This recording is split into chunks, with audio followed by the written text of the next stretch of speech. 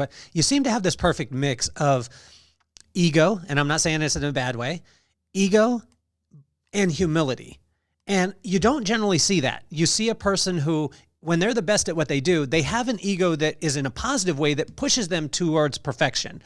But you also have this mix of being able to say, I did this. It didn't work. My bad. I'm going to move on from that.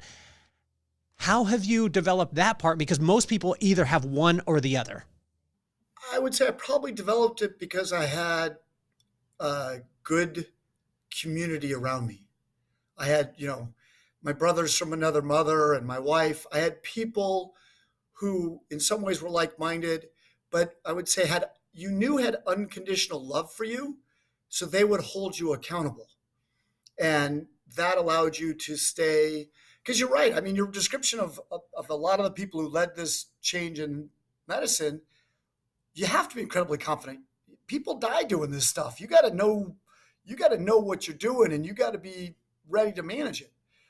The other part of that is it's incredibly humbling because people can get hurt and people die, and you've got to be thoughtful about that. And I'm not sure what the intrinsic piece is, but if you look, I mean, listen, Michael Jordan is actually a humble dude, right?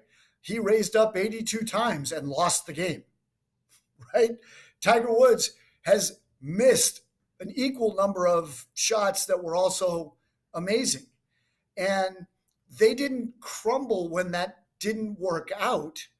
They just said, okay, I've got to go back and do more work, or I've got to think differently, or how do I improve? And I think that's an important part is when you become too confident, you stop critiquing to learn and be better. If you're too humble, you'll never take the risks to be great.